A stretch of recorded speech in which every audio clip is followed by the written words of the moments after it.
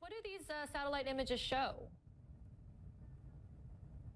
Look, they're being closely watched and closely monitored by this group in the U.S. 38 North. And this group says that this shows that activity has resumed at the country's main nuclear facility. What they are looking at in that image that has raised the most concern is a water plume coming off of the cooling water outlet. That is a distinct sign, they say, that shows that the reactor there is operational, though they can't glean to what extent, what power, what strength that reactor could be operational at.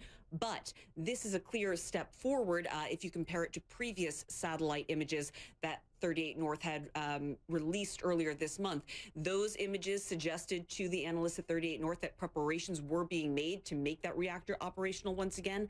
At the time, we were seeing images of snow that had melted on the rooftop of some of the buildings, indicating that those buildings were being occupied for the first time in some time and that there was minimal heat at least. So these latest images showing that water plume are certainly a step forward, and this does raise concern. It does continue to raise awareness really for the global community in face of the fact that Kim Jong-un announced back on New Year's Day that the country was getting ready to test an intercontinental ballistic missile, which he said would have the capability of reaching the continental United States. The activity that's being observed by 38 North here is at, again, the main nuclear facility in North Korea. It's the place where analysts believe that the plutonium was made that has been used in previous nuclear tests, Samara. So we're seeing this increased activity as President Trump has been in office for a couple weeks now. Tell us about, and are there any indications as to how North Korea plans to deal with President Donald Trump? It's interesting. It's the question on everyone's mind, of course, because you had Kim Jong-un coming out and making that statement that the country was getting ready to do that test on New Year's Day. That's when he mentioned it.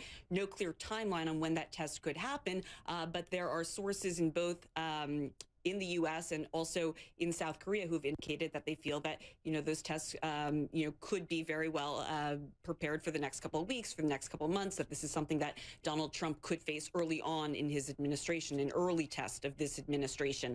At the time of Kim Jong-un's announcement that this test was being readied, President Trump responded by tweeting it won't happen, basically saying that North Korea wouldn't be allowed to do something like this.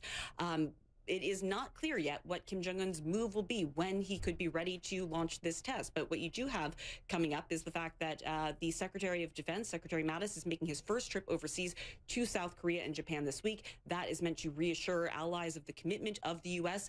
To their longstanding alliances here at a time when those alliances have been questioned by President Trump, who was vocal on the campaign trail, raising concerns about the level of spending that the U.S. was doing on defense in South Korea. So this is certainly a tenuous situation right now. Concerns in South Korea about the possibility of a test, and they want firm assurances from the U.S. that they've got a stable and reliable partner. So everyone will be watching this trip from the Secretary of Defense later this week to see what kind of reassurances he's able to offer his allies here in South Korea.